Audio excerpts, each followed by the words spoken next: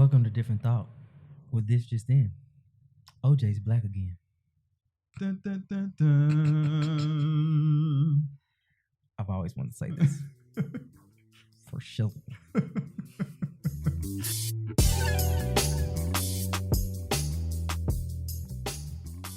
What's up, everybody? Welcome to Different Thought Podcast, where we examine the culture. I am your host, Mike Hayes, and this is my co-host, Ronald McNair.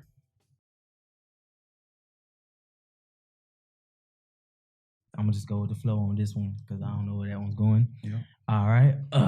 Well, what's up, Ronald? Ronald, man. I mean, Mike, man. Not a whole lot. First off, I want to start off by saying, rude to the bros. Oh my God. All right. That's I was waiting.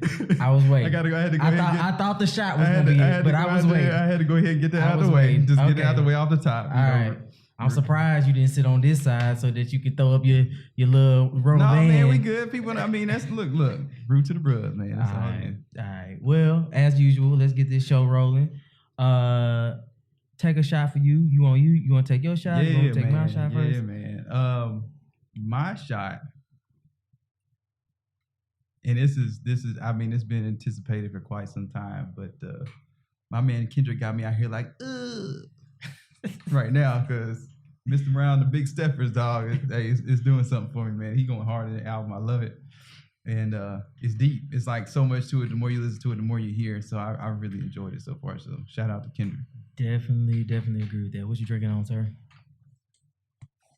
Just a classic old man hat. All right. So my shot is for a young man out of Houston, Texas.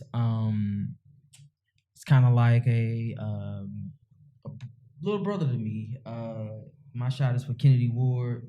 You can go check him out. I think he's CLS Clean or something like that on Instagram. But Kennedy, I'm so proud of you, brother. You, since 4 years old, Kennedy has talked about how he was going to play basketball in college.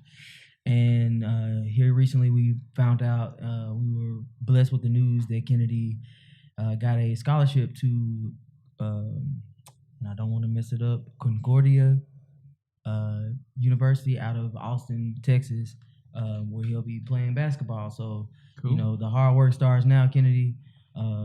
Once again, you have inspired me because you stayed the course, all the ups and downs you've been through, to get to that point, to get that scholarship. I'm proud of you. Keep up the good work, and now the hard work starts. So this shot's for you, brother. And I'm drinking some Chat whiskey, represent for the hometown. All that good stuff. And so now we're gonna go to our straight like that. Ronald, I'll let you go first because mine. Like that. Yeah, man. Two things.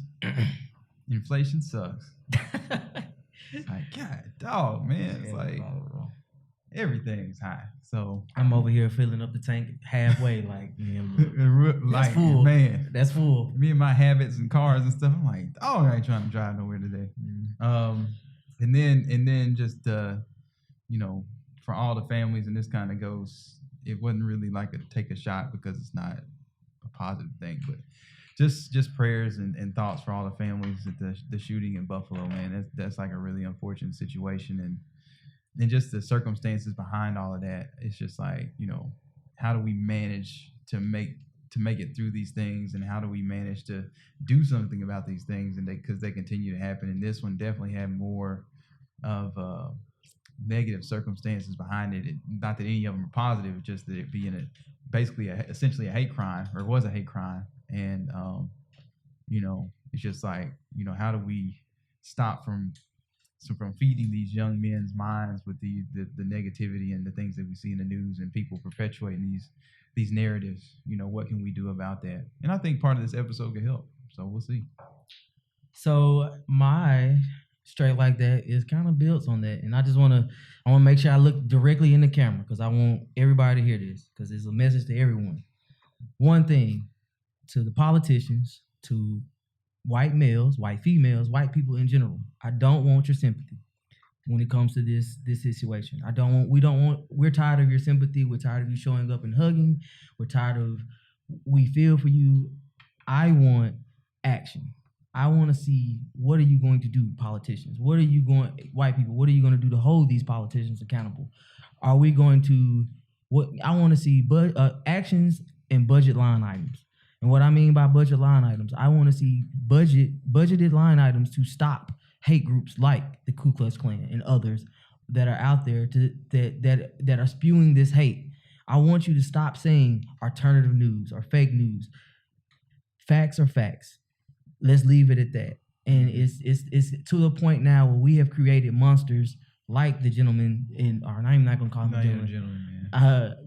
The boy or man, the man in Buffalo who drove 3 hours and scoped out a grocery store to shoot up grandmothers, mothers, brothers, sisters, friends, family members.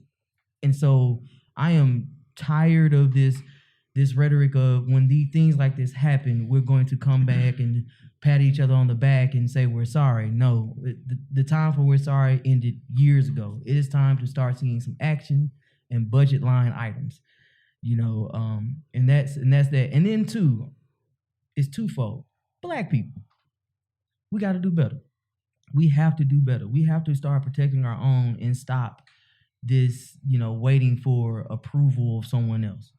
I think we are waiting for approval from white people sometimes, and then we let things like this happen. We let things slip through the crack. So therefore, it's just to everybody. We have a shirt that says think more, follow less. Let's stop following each other and start thinking for ourselves and start holding each other accountable. Mm-hmm. And with that, that's all of my straight like that is. So we'll keep it moving, sir. So that's all I got. That's all I got. I ain't mad at it. All right.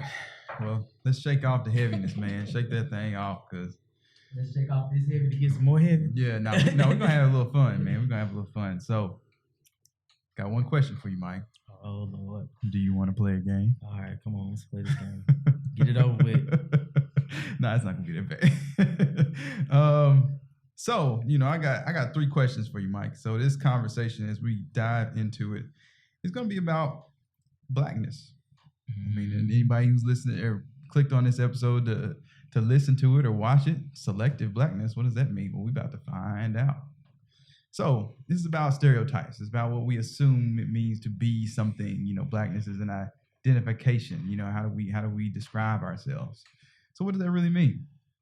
So the first question I got from Mike, since Mike talks about it a lot, is what music do you consider to be black music? What genre? So that's a really tough question, because I would say pretty much all music. There's got to be one. If you're going to be black, you have to listen to. You got to listen to it. Oh, man. It may shock you, but you have to listen to rock and roll. Well, dog, according to Statistica, it's going to be hip hop. I know. And internet. Nope. Or funk. Nope. Or R&B. Yeah. I was about to say, it's got to be one of those. Of all the people that were surveyed with that question, did a cumulative group. 62% of this group said R&B. The next category down, 39% was hip hop. Next category down was 26% was gospel. Yeah. And then rap was actually a separate category. So people will look at hip hop and rap the same way I do. It's a different category. And that was at 21%. The only reason I said rock is because if you really follow hip hop, if you follow funk, if you follow all that, you understand, you would know if you really are deep into the culture. I guess I should have looked at it from a surface level. Yeah, you got to. But you can't have hip hop without Chuck Berry or Howling Wolf or Muddy Waters or anything like that. You got to go right off the top. And then classic rock. And I think it's just because, as time goes on, classic rock is at the bottom with 7%. And of course, you have me in the middle at 19 and 18% with soul, funk, and jazz. So, a little bit eclectic, whatever. So anyway, yeah. Apparently, if you're going to be black, you got to at least listen to R&B. That's a characteristic of blackness. So, Mike. Forever my lady. Let me continue. Feeling like a dream. I'm holding you close. No, I'm sorry. Go ahead. You sound like it hurt. Hey, man. So you're having my baby. Nope. Shut it down. All right, go ahead. I'm sorry. My bad. So the next question is, now right off the top, don't think about it, right off the top. What determines how black you are? Just right off the top, man. I don't know. What's something that just determines how black you are? Because I mean, we supposed to be quick to take somebody's black card off something they say. I mean, well, for me it's a joke. But what determines blackness? Yeah, what's something that can determine somebody's blackness that you would say, you know? I don't know why, but only thing that pops in my head is Rich Rigger, Poe Wigger for Atlanta, dog. I mean, that's a good. And it's like that boy that got shot at the ball. And he's like, yeah, I saw it. They were just time to frisk him, and then he says, no. What you should have said was tragedy. It's a tragedy. It's a real tragedy. That's a tragedy. That's a tough one for me. I would go with either struggle or skin tone. That's it. That's two things. So complexion and struggle. Yep. Okay. I'll take note of that. All right. These are my rules of the game, so I can do whatever I want to do. Go ahead. This is not the game I thought we were gonna play, but sure. You wasn't supposed to know what game we were gonna play. Hey, I'm just going off of the outline, brother. So the next question, the last question, because I don't want to belabor this. So you didn't tell me the answer. There's no answer. How you gonna have an answer? This ain't no game, man. This is an interview. Come on, go ahead. Exactly. Go ahead. Because it's thought provoking. All right, go ahead. So about this black card that people refer to. Is there like a renewal period on this? Is there like some type of interval? Like if I lose my black card, can I get it back? You know, because usually like it's taken for random reasons. So it's like, what do I have to do to maintain my black credentials? Nothing. Black. But what is that? I don't know what that is. In the words of the great Malcolm X, if you have one drop, all it takes is one drop, you black. Not according to Atlanta. This is also true. But I think a lot of times, I guess we'll get more to this, but a lot of times we joke about that card. But I think at the end of the day, blackness is not defined by what music you listen to or what struggle you went through. I think it's joked on. I think some people take it that way. But for me personally, you know, there are times where it's just you black. You know, I tell people all the time, you know, when I talk to certain people that have questionable blackness, you know, and we have argument or disagreement, I tell them all the time, one day you will realize that you are an N-word. I just hope it happens sooner than later. So basically you saying that black is defined by others. Certain portions of blackness is defined by others.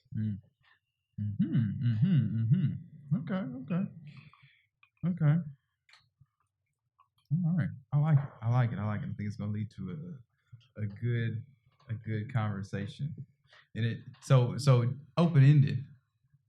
Are there any other things that you think could define blackness, even on a superficial level?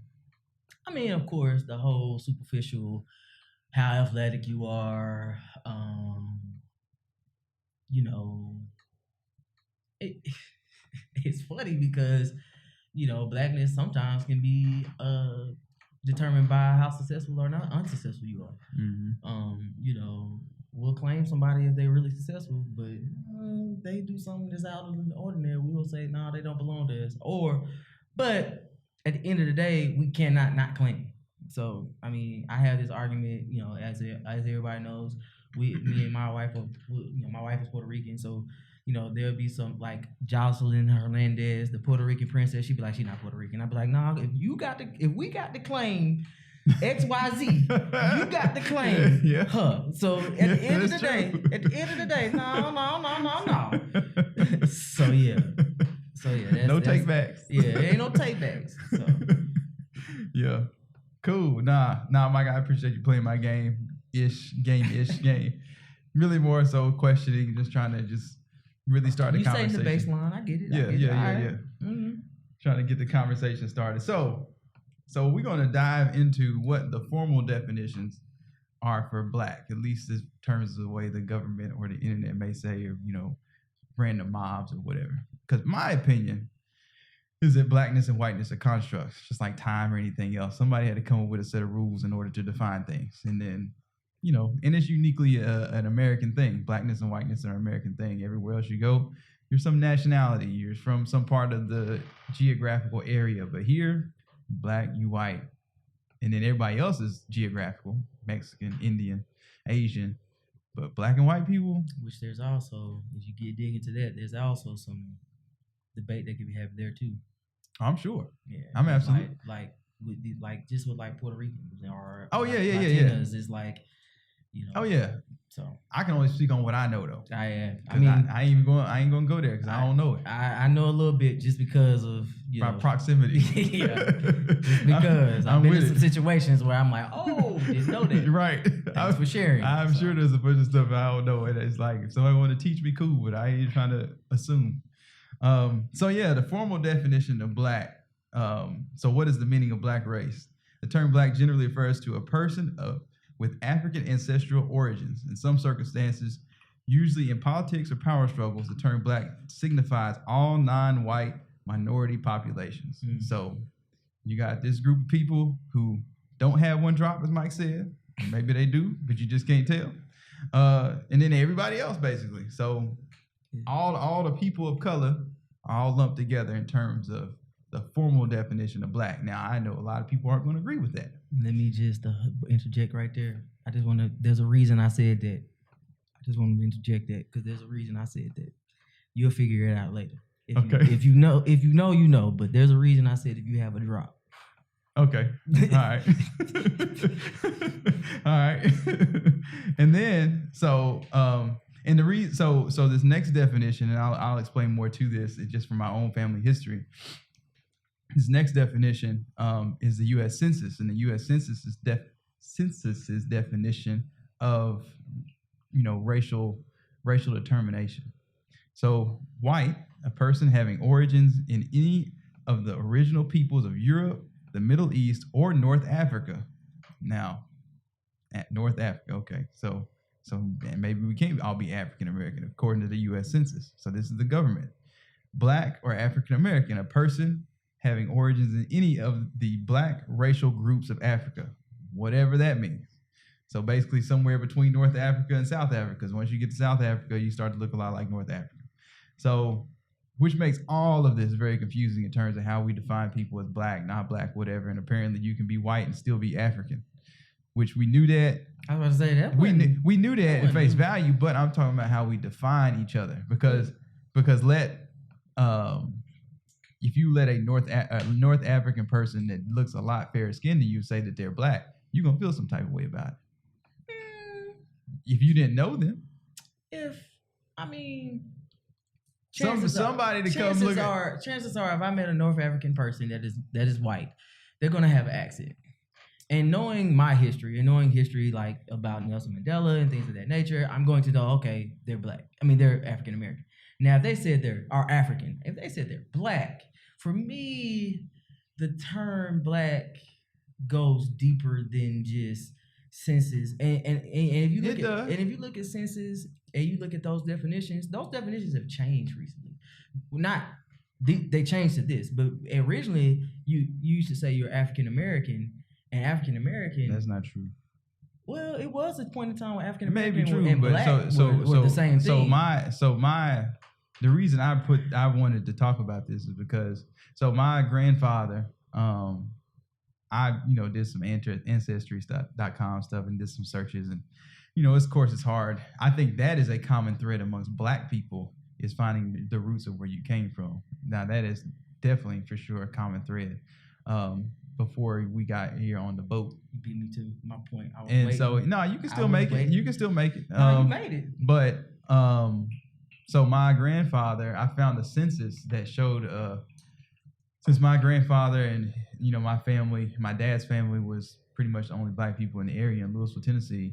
I found a census where all the people on the page, their addresses, names, all that stuff, and it's really cool to see their signatures and everything. But everybody was described as black or white, or Caucasian or white, and then black. Matter of fact, it was Caucasian or black. There was no African American. It was just Caucasian or you black. And I thought that was really interesting to see that, kind of written. And this was 1928. Yeah. And it's just like, to me, it's like this is a construct that's existed long before we even had the wherewithal to be able to define ourselves. And that's why I said to you earlier, this is something that was defined for us. We didn't make this choice; it was made for us to call ourselves this or that. Yeah, and you also have to look at the whole system of the issue, the bigger issue here when you talk about things like selective blackness and taking the black card, is that you're talking about a group of people who don't know their background. Exactly. They don't know their history. And so if you do not know your history, you're going to be reaching and grabbing, trying to make sense of it all and saying, well, if you look like me, you have to do this X, Y, and Z. So, and that to me is the bigger issue, is because of social constructs and the brainwashing over time. Now I don't know who I am, so now I'm going to fight with you to determine who we are. Mm-hmm. And we both don't know who the heck we are. Don't. So, and I think that's the overarching theme of all of this, is just like, how do we move past it? Because I mean, while using one's blackness or complexion is a good way to find common ground, and a way to, I think, like we said it before, when you walk into a room and you see at least one other person look like you, you immediately become more comfortable in that space. Mm-hmm. I mean, and I think that's a reasonable thing, whether or not you don't know if that person identifies with you or, has gone through the same thing you have or not, but it is helpful to know that. And I think those things are important. The devastating part of it is how a lot of times we base one's blackness or our own blackness off of shared trauma, anecdotal experience, and even unprovable exaggeration. It's just like, I would have to go to school uphill both ways type thing. Everybody trying to one up each other on how bad it was for them. And it's like, come on, man. Like, was it really like that? But, the fact that we try to go to such lengths, and it goes back to struggle shaming, like we talked about before, and how we use those things, because it ultimately comes down to when somebody, all it takes is for one person to come up to you and say, man, you ain't black because of something dumb. It causes all types of anger and stress that's unnecessary. I think that's somewhat true, but I also think that there is some parallels there, right? Like, if you're talking about, say, the NBA, mm-hmm. and you're talking about, pre-Jordan era, where, you get clothesline coming into the paint. White people would be like, that was real basketball. Or football, you talk about NFL. We didn't play with helmets. This and this. You don't know anything about pain. And so it's So you see that in all cultures. I think it's just that it's in the forefront because you and I are black. But I think it's in other cultures as well. And I think so. I think that other cultures would be like, he didn't go through nothing. He don't know what it's like. I think that's why you hear things like when we say white privilege to a white person, they go, well, I grew up poor. And it's like, well, you're not understanding what we're really saying, but it's still the same. Yeah. Yep. It's still the same. I just think about it in terms of like how from a purely black cultural standpoint, how we move the needle forward. I mean, like we talked about before, and like you often bring up, is the black agenda. And I think this could be part of it. And how we interact with each other, because right now, blackness is purely based on the trauma that you went through as a child. The more traumatic your childhood was, the blacker you are, apparently. Or it's how skeptical you are. How much of a conspiracy theorist you are. That too. Man, the man listen to me right now. I never forget when I was somewhere, I'm not going to say where I was, and somebody was like, somebody said, they're not going to take the vaccine because what if years from now, they say those who took the vaccine are now illegal aliens? And I just looked. I had nothing I could say. I just looked. I just stared with a blank stare, like I can't come back to that. Like, really, you really believe that? Hey man, I was listening to the radio one time. Remember H1N1? when that was a thing. I Mm. was listening to the radio one time, and there was this old dude, clearly conspiracy theorist, the way he was talking about stuff, but it was just funny. And I was like, it's like they let that man say no oregano. He was like, yeah, man. You know, H1N1 virus, you're gonna get this vaccine, and they made it just for Hispanic blacks. It's Hispanic one and nigga one. I was like, Wow. okay, brother. Hey, Wow. man, you know. What was the other one I heard? COVID means it's something. It's an acronym? Yeah, it had. Oh, wow. It was an acronym, and it was basically something like something, and it happened in 19, and it basically was like something about verification, identification, or something, and basically they were saying like when they come up with the vaccine, right? The vaccine would be a chip that they put into you. Yeah. And I was like, come on, y'all. If they really wanted to track you, yeah, they aren't doing it anyway. It's happening now. It's called a telephone. Yeah. Like why do you think? Have you ever noticed that when you get on Facebook or Instagram or whatever it is, all of a sudden see these advertisements? You see these advertisements of a conversation you had with someone else away from your computer, but you had your phone. Like, really? Yeah, folks, it's just like the logic, man. But hey, it sounds good. You know, it's clickbait and all of that stuff, and folks just fall in the trap. But, you know, it is what it is. Gotta love social media. So I guess for me personally, I wish I could live in a world where, you know, blackness would be based off of like, you know, how good you are at things, how ambitious you are, you know, how many assets you got, you know, things like that. But it is. You live in a world. I do live in a world, but I wish sometimes we would approach each other in that manner because we don't always do that. It would just be the understood thing that was really cemented in our culture. I feel like it's more that it is more now than maybe then when I was younger, and it could just be because I was a kid. Well, I also think that sometimes it's the reason that it's questioned is the conspiracy theories in us sometimes, or the hey, I've seen this show before.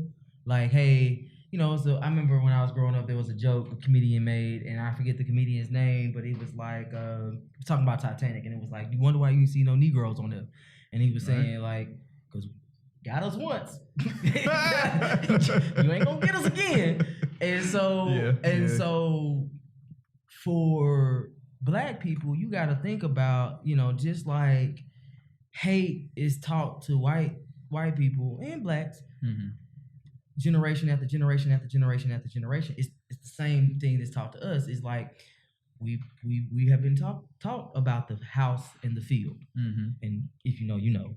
And so when we hear the house coming out, we go, yeah. So then we refer to him as what, Uncle Tom's. And so, and the reason we y'all are sellouts, and the reason we Mike called me that one time. I've never called Justin Uncle Tom or sellout. When he first met me, man, Mike took me all the way under the bus, dog. I'm trying to tell y'all. Ronald's over here. I'm trying to tell y'all, man. It did not happen. It happened. No, it didn't, man. I never called you. Hey, continue though. Now, keep going. was I intrigued by your thought process? Yeah, keep going, Mike. That's all right. He thought I was on the rice box, y'all. No. But that man put me on the rice box. Here's where this Uncle Tom house field conversation is where it is. It's because when you have this conversation, a lot of people get on the defensive because they feel like, who are you trying to impress? Who are you pandering to? And sometimes there are, you know, that's why I have problems with certain people when they say, like, we've talked about this before, well, I ain't gonna hire all Black people because I don't want them to think that I'm just, right. Why not? Because it's based off of what somebody else thinks. Yeah, it's based off someone else thinks. And instead of just, so for me, I think to your statement, I think that there is a culture within the culture where we celebrate each other. Yeah. But I think that sometimes we get in competition with each other, or we bring each other down, or we revert to struggle, is because you will have somebody that panders to the other side, and then they say, oh, you since you pandering to that side, you don't understand these struggles.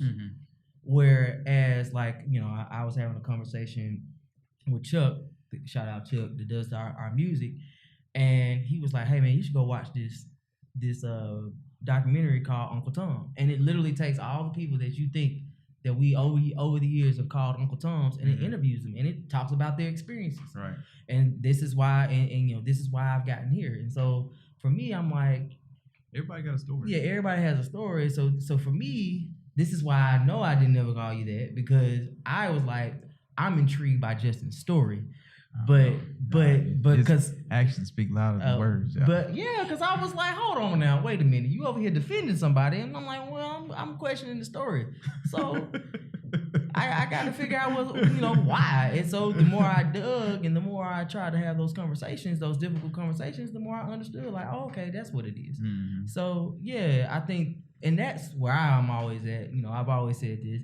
We start approaching each other with love and saying, explain. Yep. Expound is like, I've been told that was a favorite word from the Angel episode. Expound. So explain yourself. But I think, and then the other part of it is that people on the other end, when we say explain, they're like, why do I have to explain? Yeah, it's taken as a challenge. Yeah. It's taken as a challenge. So, and that's tough. That's tough to deal with sometimes. And it depends on how confident you are and where you at. You gotta know yourself. Yeah. To your own self be true. Yep. Mm-hmm. That's what a lot of it comes down to. So, with all that said, I think the question is, so what's selective about the discussion that we've had? So I've kind of come up with a series of questions to really challenge the way we think about things and how we sometimes can pick and choose who's black and who's not, or what's black and what's not, and how we use that to define it. Because for me personally, I feel like selective blackness, and it's really a term that I've come up with, and maybe I heard it somewhere. I don't know where it came from, but it just kind of came to me.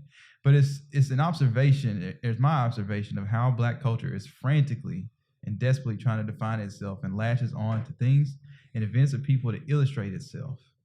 The issue is that those that we've given power to define what black culture is are usually fairly fickle individuals. And in today's day and age, it's all defined by social media. So whatever social media or some celebrity says, that's apparently what blackness is today. And it's going to change tomorrow, and it's going to change next year. So, we navigate through it. It just sucks that we have to. Because I feel like at one point in time in history, it wasn't as hard to figure out who was black and who wasn't. Like I think about in times of maybe Malcolm or Martin. Oh, no, Malcolm and Martin had the same discussion. Because Malcolm would always, Martin didn't, but Malcolm would always question Martin. Like, are you black, brother? Like at first. Yeah. But yeah. And then when he started to realize the errors of the people he was following, he said, but nah, you're right. Yeah. I think they did have that discussion. It's been an ongoing discussion.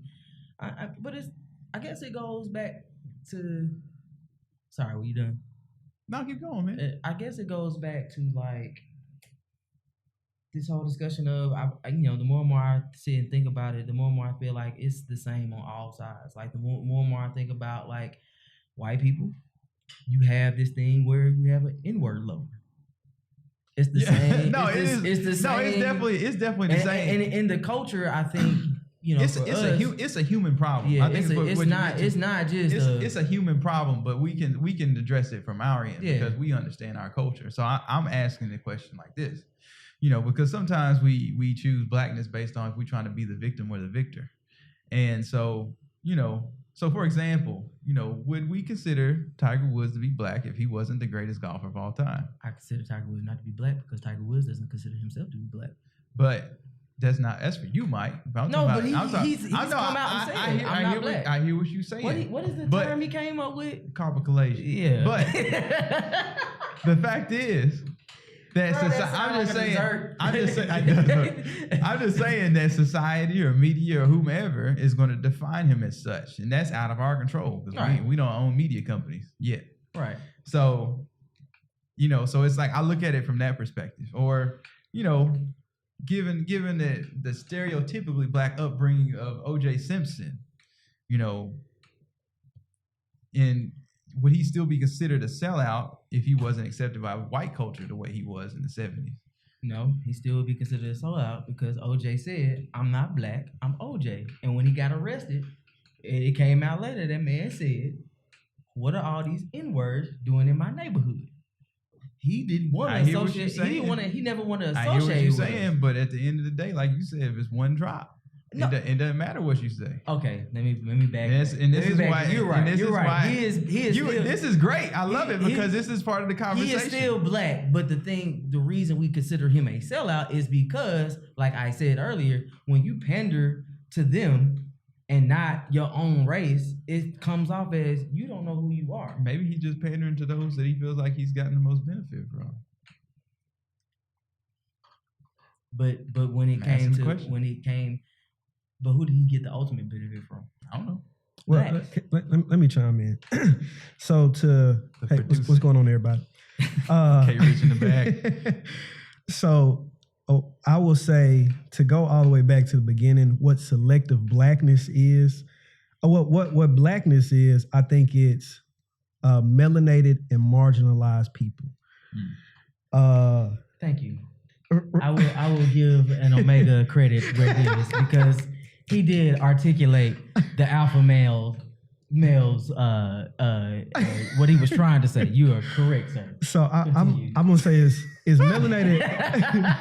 I had to, man. I had to. Hey. I had to. I'm gonna say the reason why I say that is because, again, you're correct, Justin. It's an American thing, but even when you go to like places over in Asia, like different Asian parts, Asia is really Europe. It's been influenced by the European lifestyle. So a lot of things that they want to do is highly impacted by white people as a whole. And the thing is, when black people go over there, people look at them as like you either a celebrity, you're an entertainer, you play a sport, or whatever the case may be. But if you don't look like you are somebody of importance, they treat you like you nobody important. Right. You know what I'm saying? So that's the reason why I say is melanated and marginalized people. Now, do I think that I know some people that's passive, that's super light skinned. That's fine with me. You know, that's cool. But that doesn't mean that they're not black. I'm just talking about from a general culture standpoint. If I could look at you and be like, oh, he got a wide nose, he got big lips, and that's somebody down the line, hey, Uncle Ruckus over there. God, no. as racist as that sounds, I mean, somebody got to say it, you know. Once again, my mind went directly to Atlanta. When if you hadn't seen it, I'm sorry, I'm ruining it. Spoiler alert.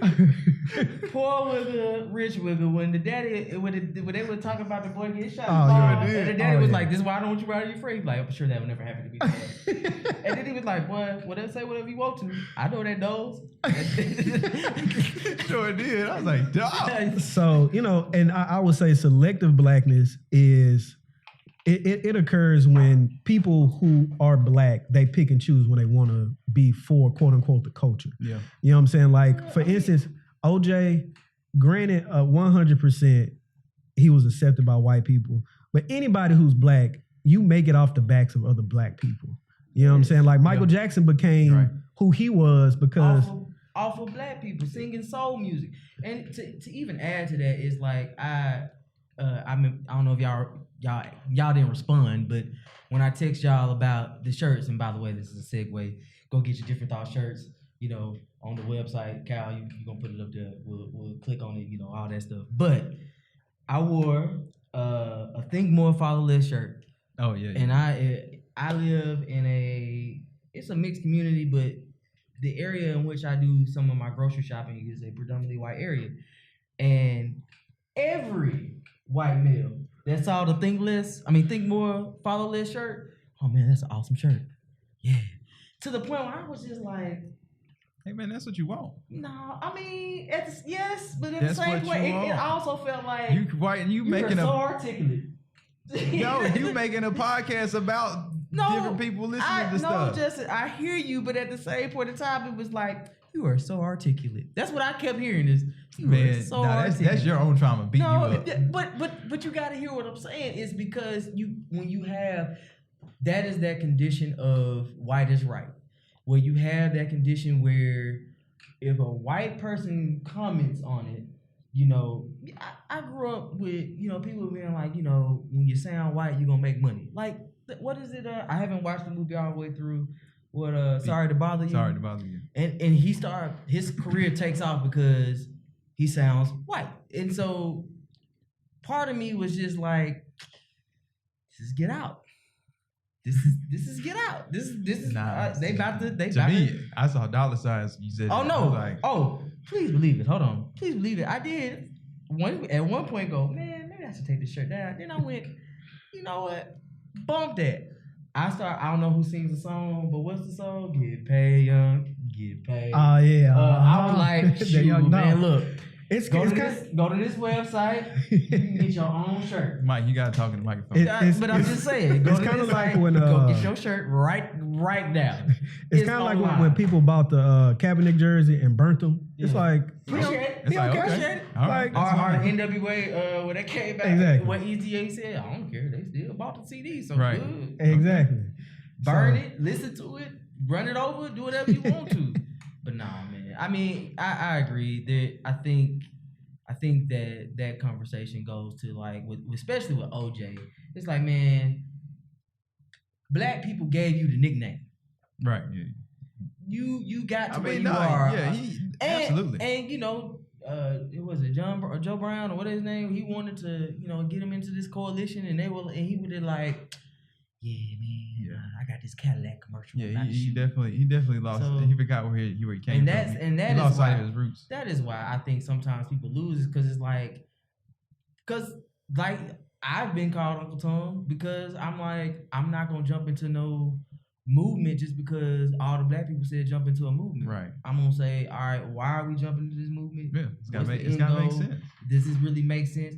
Like I remember, like I tell the story all the time when I was approached about being in this, and I'm not gonna name names and all this stuff, but it was around a young woman on a basketball team. She was the only black person on the team, and she wasn't getting playing time. And they were saying she's not getting playing time because she's black. And I was like, well, is she actually good? That was my question. Yeah, which is a legit question. Which is a legit question. Yeah. And come to find out, she was sorry. Got off. They just wanted her to be there purely for complexion. And so I was like, you can't get mad at me when I'm like, and I got my, as you say, black card was taken. Literally in the middle of the quad at Tennessee Tech. That's why you ain't black. Like, yep. Because I asked, is she good? That, my friend, is selective blackness at work. Now, I will say this. It's just because you black, it don't mean you got rhythm. It don't mean you can play sports. I may or may not have married into a family of people that don't have no rhythm, but I love them. It don't matter. But but it's like you good at other stuff. You are so good at other things. But I think you gotta preface it may or may not. So I'm kind of in the clear, but I ain't. So I made it worse. You are not, sir. But I wanted to ask this question. So if like Justin said, you were talking about how the thing that a lot of black people relate to is the shared trauma. Mm-hmm. What do you think would get us to a place to where we talk about shared celebrations and successes? Shared celebration. Honestly, I don't know what it would take to get there. All I can do is my part. So anytime somebody tries to hit me with the hashtag struggle shame, I try to immediately turn that conversation and talk about positive things that happen. And that's all I think we can do as individuals. I think it's just an individual effort because a lot of these things are driven by media that are out of control. But selective blackness, by your definition, well, in that sense, that's why it's created. And I think sometimes we have to say, I acknowledge that. Yeah, no, I'm saying you acknowledge it. I'm not saying you dismiss it. It's just more so try to turn the conversation to be more about things like, hey man, so because I've had it happen to me plenty of times where people will start talking about the negative things that happen, but hey, what about XYZ, or how are you doing, and how's your family, and try to change the conversation because. But it's hard, man. When you out here putting real sweat equity into something, and you trying to make something work, and especially you in a predominantly white organization, and you're literally watching people who are less qualified than you. It's hard to sit there and let's celebrate. Yeah, no, I hear you on that, and I think and it all depends on, you got to meet people where they at, and I try to keep those things in mind. I mean, I think about that even just for my new line brothers, and just thinking about our diverse backgrounds and just where we've all come from, and having those conversations with them, and just being like, exposure. Yeah, it's just providing that exposure, because I know I can come from a place and be like, yeah, man, I'm just this single dude that's just doing stuff and building cars and trying to build a house and doing all these things and have had opportunities.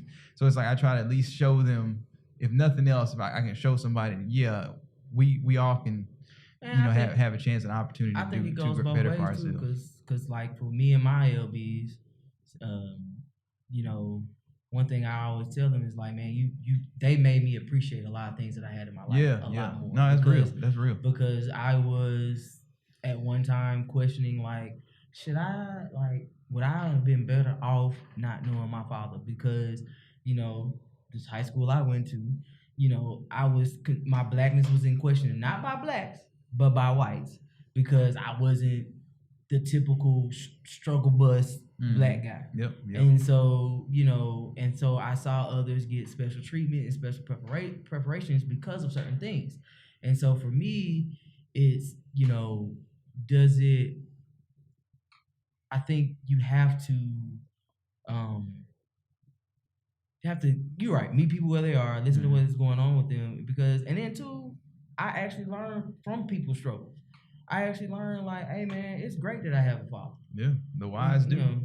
So I think it goes both ways. I think if, from our perspective, if you come from a privileged background, like some people will say I have, understanding and relating to the fact that, hey, I appreciate the things that I have, and now I'm going to expose you to those things so that, my friends that I talk to, I expose them to things that they may not have been exposed to if they hadn't lived the life I lived. Mm-hmm. So I think it's just, we have to share more, share our struggles and share our successes. I don't think we do enough of that. Yeah, I agree.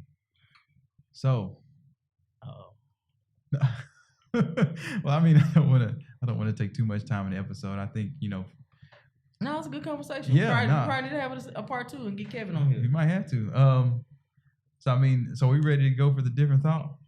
Yeah, my different thought. I got a few. So I'm gonna kind of use part of, and it's really gonna be more like a different thought / question that I want people to really ponder on and think about in terms of selective blackness and the things that we anoint to be black, when really and truly your mind says, no, we really shouldn't do that, but we do it anyway.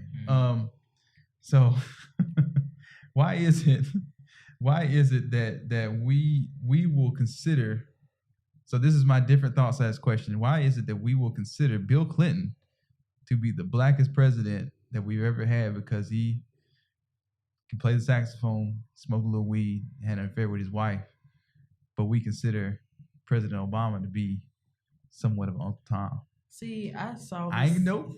It's a question for the people. It's something to think about.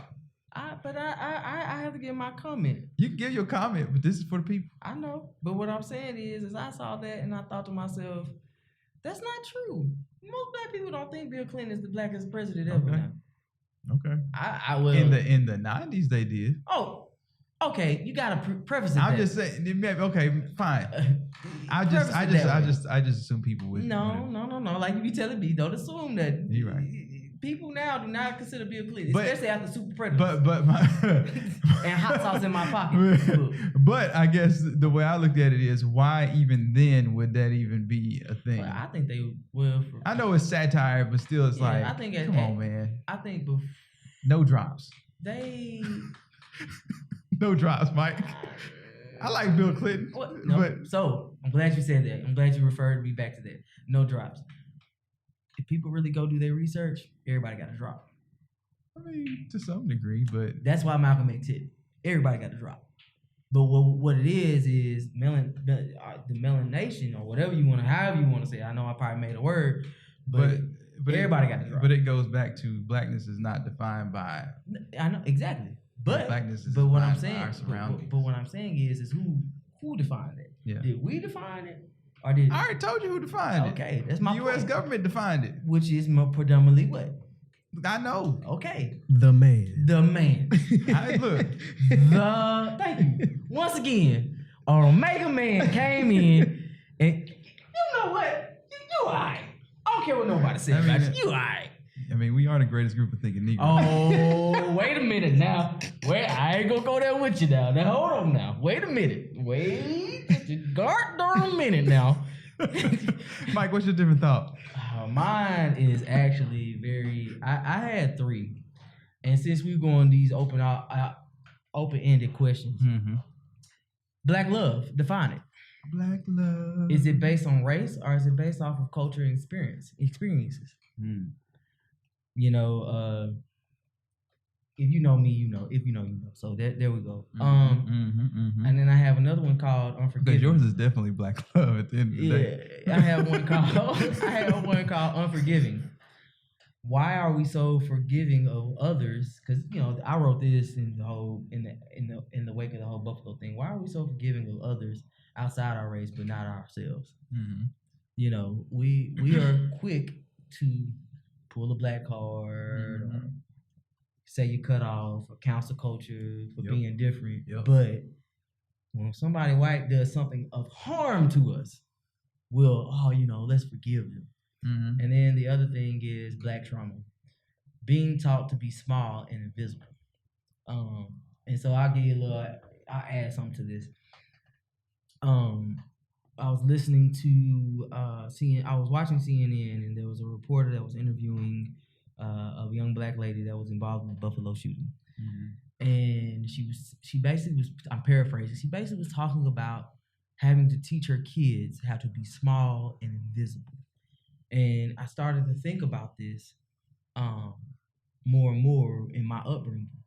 My parents taught me to be small and to be invisible instead of being, they taught me to be proud in myself, but they also taught me to be like I remember when I first got to Baylor, my dad dropping me off every day for a while and being like, they don't want your black ass here, so don't mess this up. Literally every time I got out of the car. That is being small and invisible. Don't ruffle the feathers too much, because if they don't want you there, they'll find a reason. And that is, over the years, I've learned that has trickled into my other things in my life, because you feel like, okay, you cannot mess up. So in the terms of selective blackness, I think sometimes, and watch what I do here, sometimes we look at those that are quote unquote sellouts or Uncle Toms in some cases, not all, in some cases, as they are taught. This is why I thought you were interested. You were never taught that. Right. You were never taught to be small and invisible. You were always taught to go in the room and do what you gotta do. Right. Whereas I was taught to bow your head and, kind of shuffle your feet in them. Yes, boss. All right, I'm gonna holler at you. Yeah. And so there is the difference. A lot of people were taught that. It's not unusual. And so there were the differences. Therein lies the difference of sometimes why we go and say sometimes of this selective blackness that this term, I don't know if it's a real term or not, that just came up, but I think that is why I was intrigued. I was never calling you Uncle Tom. I was just like, this dude really do walk in here. That makes for such a better story. This dude walked in here and just goes like, so what, I'm black? I can get the job done. And it's like, yeah, but they're not going to give you credit for that. That's how we would always thought. I was always taught. And I have proof to back up my theory as well. It's like, I'm the overqualified person in the room, but I can't even get an interview. So, but there are times when other people, I think sometimes I'm learning that this whole energy and the energy you put out there is some truth to it. Like if you put the brain waves out there to be like the positive energy, you'll get it back in return. I do believe that to an extent. But as I've always said, to most people, one day you will wake up and realize, and people don't get this, understand this all the time. You will understand this when you understand it. You'll shoot me a DM and be like, "Thank you." One day, some people will realize that they are an N-word. I just hope it happens sooner than later. Well, I think And I'm people- I'm people- I'm people- gonna I'm people- gonna no I'm gonna People think that I'm saying. I think it's about how you overcome that and move past it. No, I agree. Because mine was in 4th grade, so it's just it all depends on how you use that energy to propel you forward, or you can use that But do energy you to hold think you that back, the hold yourself back. do you think that the environment that you were in helped you propel you to that? Of course. Okay. That's Yeah, all I I'm mean, yeah, it definitely is like a lot of circumstances around it. I mean, you kind of had to have a lot going on and a perfect storm to help you get through it. Because, yeah, if you got negativity around you, and in your case, you got your dad telling you, you gotta shrink to exist, and all those types of things. Yeah, it's not a whole lot motivating you to deal with those things. And let me also make this clear. My dad wouldn't like. I just want to make this clear up with Mike Senior. Clean up with Mike Senior, please. Because I know my dad. He'll be like, "Well, you out there saying, boy." I'm not saying that my dad, but my dad. I grew up with. I've told Justin this, or Ronald, excuse me, this several times. Of my dad. One of the key phrases that I've learned to live with, and I'm trying to let go of a little bit, is never give him a reason to say no. Right. And so, so therefore we were always taught you cannot fail. Yeah. And so, so you can't make mistakes. You can't make mistakes, and you don't take. So then you become very risk averse. Mm-hmm. So can I chime in? But before you get into before you eat, 2 things I want to chime in and say. I wanted to give my definition of what I thought blackness was. I think blackness, ultimately, it comes down to one word. Blackness is an enigma. We're mysterious, we're puzzling, and we're difficult. We're very difficult to understand because through all of the trauma that we do go through, a great amount of Black people, especially Black women, are really succeeding in the face of adversity. Mm-hmm. So being, and like I said, the definition of being an enigma means being mysterious, puzzling, and difficult to understand. And everybody Black just has to figure out their puzzle piece and where they fit in to where they can actually make a difference for the community. But the second thing is, before Mike gets to before you eat, Brother Ronald and Mike, could y'all drop y'all, for the listeners on the podcast, could y'all drop your handles for IG where you would like people to follow y'all at? I don't know if I want to do all that. I don't know if I want to do all that. The feds watching. The feds out here, dog. You know what I'm saying? Come on, Black Tony, dang. You can catch me on. You are Black Tony, actually. You can catch me on. I'm not even going to address that. His real name is Anthony. You can catch me on shoe me, so that's _shoe_me. As you know, I'm into kicks, so that's where I'm at on Instagram, and then on Facebook I am Michael Hayes. So you're just gonna have to search and look for my face. And then Twitter. Want to see my face? Yeah, Twitter and everything else is still DTP Podcast. DT Podcast 2. So that's where I'm at. Yeah, check me out. Man. Yeah, man. Make sure you follow. Are you listening? Right there. Give him the hand. Are you listening? Oh shoot. That's ARULUIES. Are you listening? On Instagram. Arulus. And 3 Bridges Apparel. Make sure you follow 3 Bridges Apparel as well, so you can get you some cool stuff. We're about to drop some Juneteenth shirts and get ready to celebrate. Yes, Juneteenth. Remember that. So in the midst of this discussion, so I've been racking my brain on what the Before You Eat should be about. So today's Before You Eat is going to be on the American Negro Academy. Founded on March 5th of 1897 with the purpose to study various aspects of Black life and establishing a Black intellectual tradition, was the first national Black learned society.